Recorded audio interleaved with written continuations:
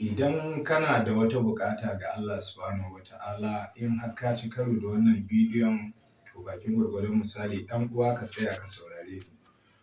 Buƙatar ka gida ne, buƙatar ka kuɗi ne, buƙatar ka lafiya ne, buƙatar ka a'a kan soyayya ne, buƙatar ka kana son ka mallaki ubangidanka ne? To ɗan uwa, idan har ka ga wannan bidiyo yau Juma'a, Allah Ubangiji Subhanahu wa ta'ala ya baka iko da dama aiwatar da wannan sirrin. Da farko dai alhamdulillahi rabbil alamin, godiya ta tabbata ga Allah buwaye gagara misali, wanda da ikonsa da yardarsa ya kawo mu wannan rana wannan lokaci mai albarka. Muna godiya ga Allah. Dukkanin irin buƙatar da kake nema ga Allah, dukkanin irin nauyin buƙatar da kake nema ga Allah, to ga wani sirri ɗan uwa ka daure ka jaraba shi. Amma wannan sirrin ana jaraba shi ne ranar Juma'a ake jaraba wannan sirrin. Idan aka yi sallar Juma'a, in aka yi sallar Juma'a, kada ka tashi daga inda ka yi sallah.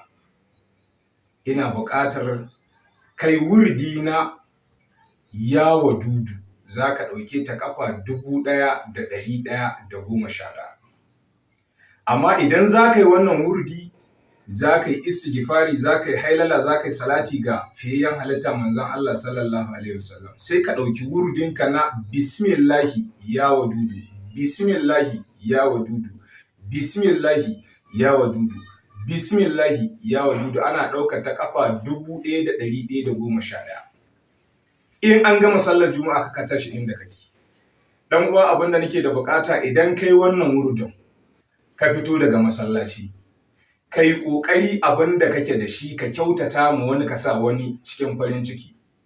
Talaka ne, abinci zaka iya ɗauka ka bashi. Almajiri ne, abinci zaka iya ɗauka ka bashi. Sutura ce zaka iya ɗauka ka ba wani. Ka dai ɗauki abin da in ka ba wani zai yi farin ciki, zai shiga cikin farin ciki. Wallahi tallahi billahi la ilaha illa huwa, duk girman bukatarka ga Allah, duk girman bukatarka ga Allah, sai Allah ya saka farin ciki, sai Allah ya biya maka bukatarka. Yan uwa, ku daure ku sharing domin mutane su amfana. Amma wannan sirrin ana ɗaukar sa ne ranar Juma'a. Idan an gama sallar Juma'a, kada ka ɗaga daga inda kai sallar Juma'a. Ubangiji Allah ka sa mu dace, Allah ka ba mu sa'a.